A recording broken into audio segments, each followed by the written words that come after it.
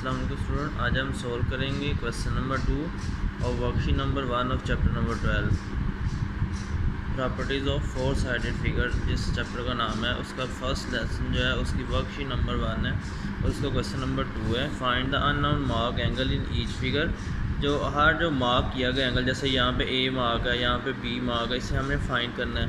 और ये देखें नीचे सबसे पहले तो आपको पता होना चाहिए ये कौन सी फिगर है। तो ये देखें ये रोम्बस है, ये जो फिगर है ये एक रोम्बस है और रोम्बस जो है वो उसमें जो ऑपोजिट एंगल होते हैं वो क्या होते हैं, इक्वल होते हैं। तो आप यहाँ पे लिख सकते हैं opposite angle in a rhombus are equal. जैसे ये 120 डिग्री है, यहाँ पे जो कॉर्नर पे इस कॉर्नर पे जो एंगल मार रहा है और इधर जो एंगल ए मार रहा है, ये दोनों के ऑपोजिट एंगल हैं। तो एंगल ए की वैल्यू भी कितनी आ जाएगी, 120 डिग्री।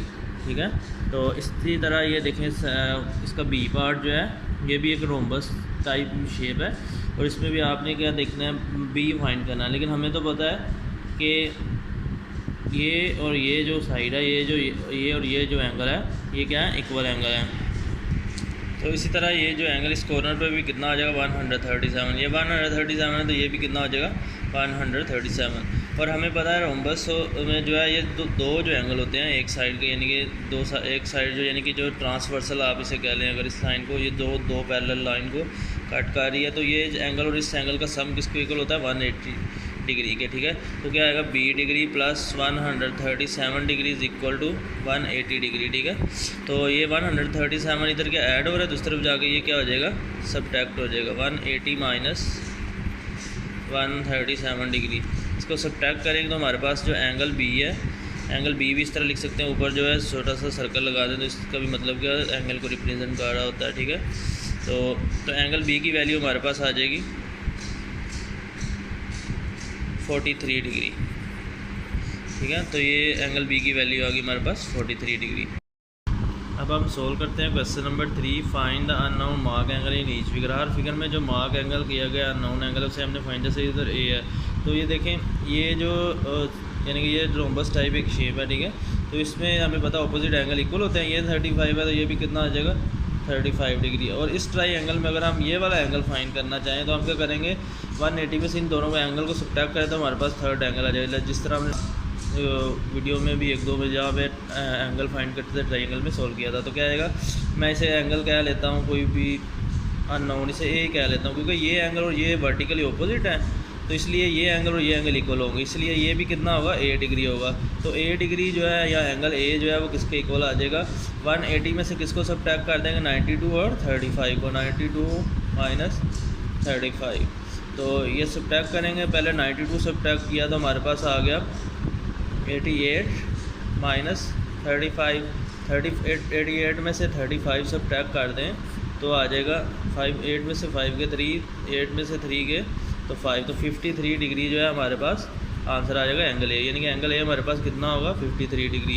इसी तरह ये फिगर देखें बी वाली, इसमें ये 115 है तो ये यहाँ से लेकर यहाँ तक यानी क्योंकि अपोजिट एंगल इक्वल होते हैं, यानी ये वाला और ये एंगल इक्वल है और ये सारा यानी इस लाइन और इस लाइन के बिटवीन जो एंगल है यहाँ से लेकर यहाँ तक ये जो है इक्वल होंगे। तो इस तरह एंगल बी ये कितने का एंगल है, 90 डिग्री का कॉर्नर जहाँ पे बना होता है। तो B degree plus 90 degree is equal to क्या आ जाएगा हमारे पास, ये जो 115 है, क्योंकि ऑपोजिट एंगल जो है रोम्बस में इक्वल होते हैं। तो ये 90 इधर क्या हो रहा है, ऐड हो रहा है, दूसरी तरफ जाकर क्या हो जाएगा, ये सब्ट्रैक्ट हो जाएगा।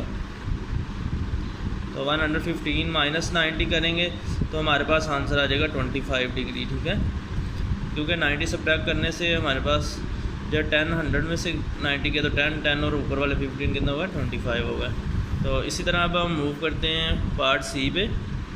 पार्ट सी में भी फिगर बनी, उसमें अननोन मार्क एंगल जो हमने फाइंड करना है। तो ये देखें ये एंगल जो है ये और ये एंगल सी जो है ये दोनों क्या वर्टिकली ऑपोजिट हैं। तो यानी कि ये एंगल सी होगा तो ये भी एंगल, ये सी है तो ये भी सी होगा, क्योंकि ये वर्टिकली ऑपोजिट एंगल है। क्योंकि ये अगर हम इन दो लाइन को बढ़ा दें, ये पैरेलल लाइन को ये ट्रांसवर्सल कट कर रहा होता है और हमें पता ये इधर इस साइड पर इस साइड पर जो एंगल बनता है वो कहते हैं वर्टिकली ऑपोजिट।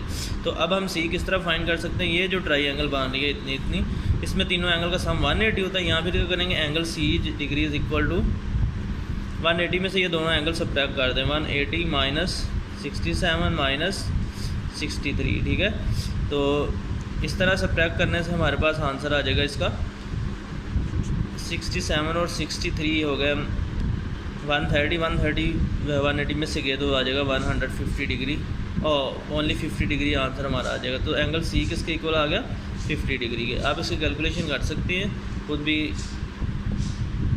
वेरिफिकेशन के लिए। तो अब पार्ट डी पे मूव करते हैं। पार्ट डी में ये 130 डिग्री है और ये 20 डिग्री है, ये डी डिग्री है, तो ये 130 है, तो ये भी कितना हो जाएगा 130।